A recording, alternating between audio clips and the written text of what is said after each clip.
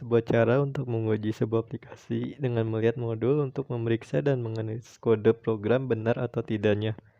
Jika modulnya mengeluarkan sebuah output yang tidak sesuai, maka kode akan dikomplikasi ulang dan diperiksa lagi sampai mencapai yang diharapkan. Sering diuji menggunakan whitebox adalah uji semua komponen atau perintah if dengan logika. 2. Tes semua loop yang tersedia dengan batasnya. 3. Tes untuk struktur data internal dan validitas. Ketiga pengujian ini biasanya menggunakan unit testing. Selanjutnya ada kelebihan dan kekurangan whitebox. Pertama, kesalahan logika. Menggunakan perintah if atau pengulangan seperti for dan lain-lain.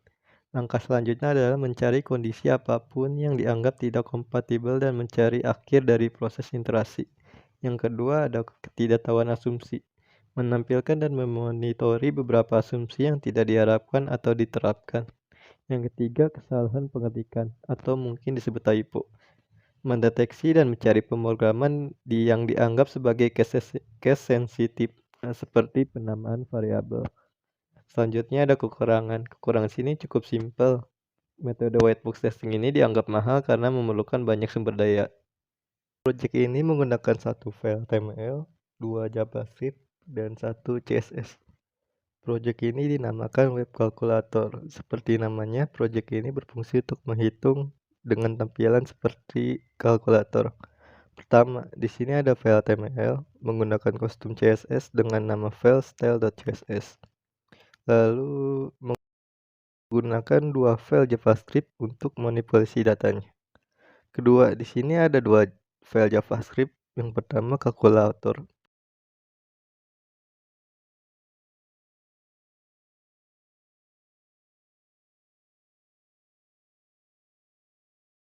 Fungsinya untuk menghitung dan memanipulasi data. Lalu yang kedua ada storage.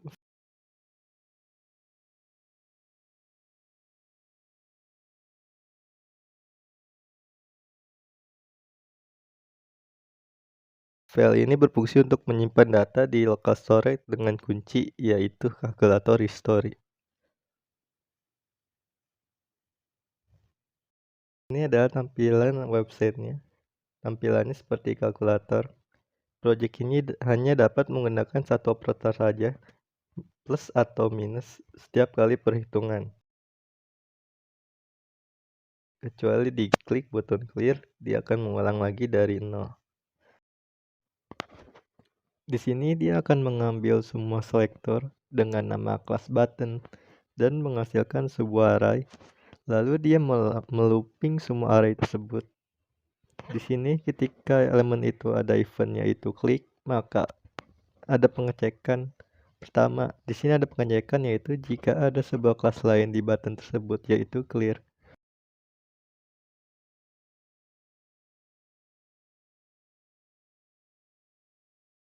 Maka akan memanggil sebuah function yaitu clear calculator dan update display.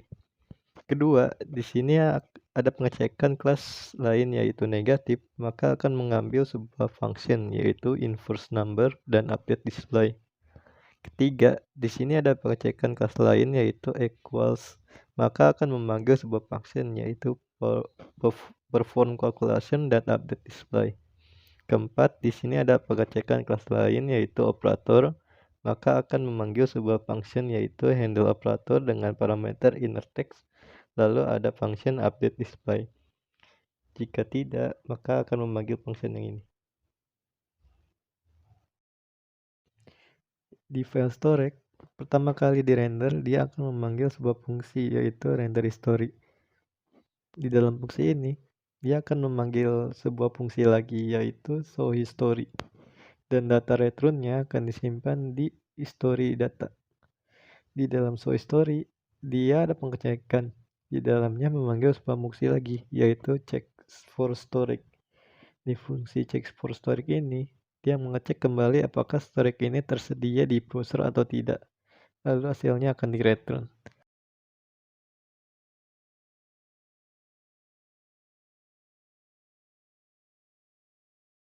Jika return-nya true, maka dia akan mengambil data di local storage. Namun jika data tersebut tidak ada, dia akan mereturn array kosong. Jika false, dia akan mereturn array kosong juga. Selanjutnya, dia mengambil sebuah elemen dengan ID HistoryList.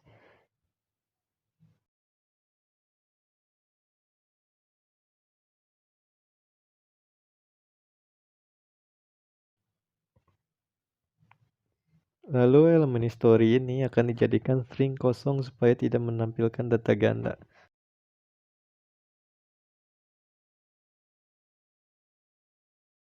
Selanjutnya, array yang didapat di saat memanggil showHistory akan di looping dan fungsinya memanipulasi data dan tampilannya, itu menambahkan tr dan td. Overall fungsi di sini sudah oke. Namun ada dua fungsi yang menurut saya kemungkinan dapat bug. Yang pertama adalah handle operator, yang kedua performance. Akan dijelaskan di sesi.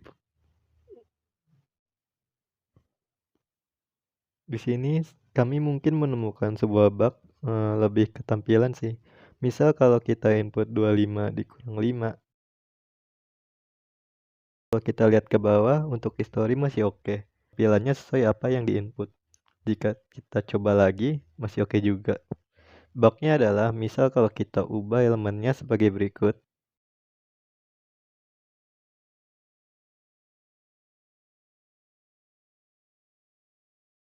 Yang minus ini kita ganti menjadi negatif 2. Misal kita coba lagi, 5 dikurang 3 sama. Untuk hasil masih oke yaitu 2. Tapi di riwayat bagian operator akan menampilkan sesuai apa elemen itu yang ditampilkan, yaitu negatif 2. Lalu yang kedua, sebenarnya bug ini juga berkaitan. Kita coba 25 plus 5. Hasilnya benar 30. Lalu 25 dikurang 5. Hasilnya benar juga yaitu 20. Namun jika kita mengubah elemennya misal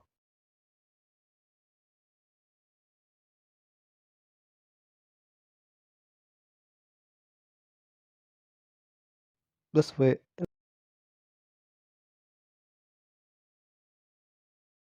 lalu kita coba lagi 25 ditambah 5. Dan hasilnya adalah 20. Lalu di operator juga akan menampilkan elemen yang kita ganti, yaitu plus W. Di fungsi handle operator ini, dia mengirim parameter berupa target.innerText, yaitu .innerText ini mengambil data yang di-output oleh tag HTML.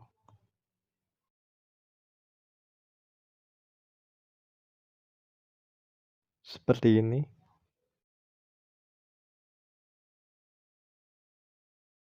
Lalu untuk performance, di if-nya selain operatornya plus, dia akan menjadi minus. Karena kita ganti menjadi plus W, maka dia akan masuk ke sini.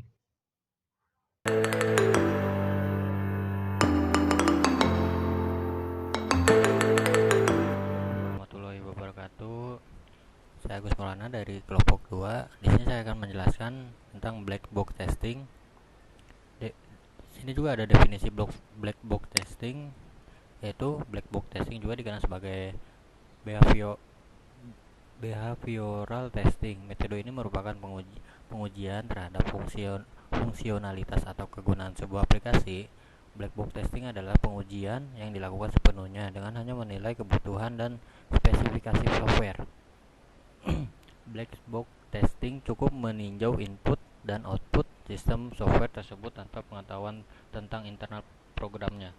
Pengujian black box disebut demikian karena menggambarkan perspektif penguji yang seperti hanya melihat kotak hitam. Selanjutnya, black box sendiri bisa jadi software atau sistem apapun yang ingin diuji, misalnya sistem operasi seperti Windows, situs seperti Google, database, dan Oracle. Metode pengujian black box digunakan bagi sebagian besar aplikasi yang bisa kita temukan saat ini.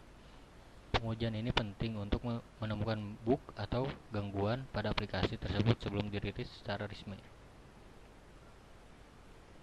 Nah, selanjutnya di sini ada tipe black box testing. Fungsional testing.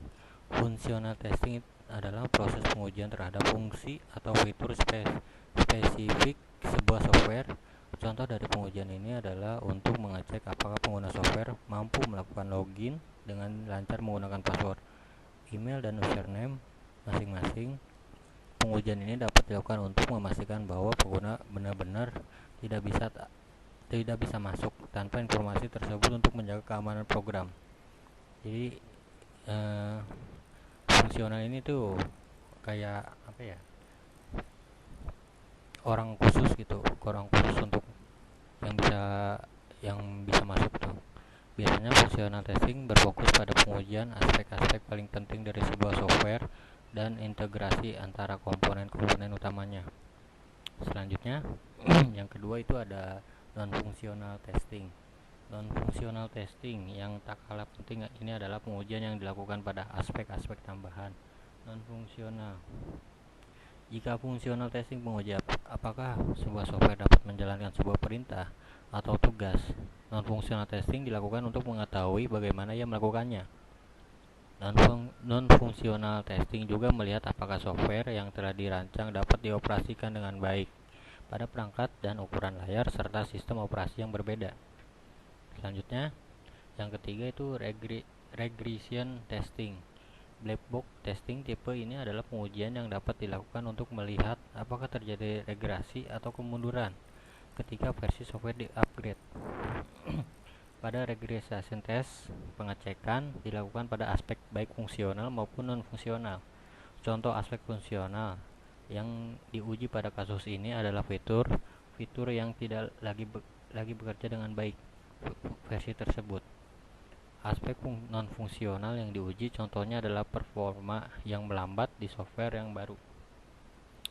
Selanjutnya di sini ada kelebihan black box testing, yaitu untuk melakukan black box testing tidak membutuhkan orang yang memiliki latar belakang teknis. Yang penting, penguji dapat memahami pengguna dan melihat dari sudut pandang yang tepat saat melakukan pengujian software. Selain itu juga black box testing juga cepat dalam mengidentifikasi kekurangan dari awal pengujian. Hal ini dapat dilakukan lebih efektif untuk pengujian yang kompleks. Sekalipun tidak hanya itu, black box testing adalah cara yang memungkinkan penguji dan pengembang bekerja secara independen tanpa mengganggu proses kerja satu sama lain. Pasalnya, penguji dapat dilakukan ketika pengembang selesai. Ada kelebihan dan adapun kekurangan. Kekurangan black box testing yaitu karena penguji tidak memiliki pengetahuan teknis, mungkin ada aspek-aspek dengan potensi kesalahan yang tidak diketahui atau dilewatkan begitu saja. Tak hanya itu, jika harus bekerja di waktu yang singkat dan harus mengejar deadline, kemungkinan terjadi pengujian yang kurang teliti akibat dilewatkannya beberapa uji input dan output. Cukup sekian saya sampaikan tentang black box testing.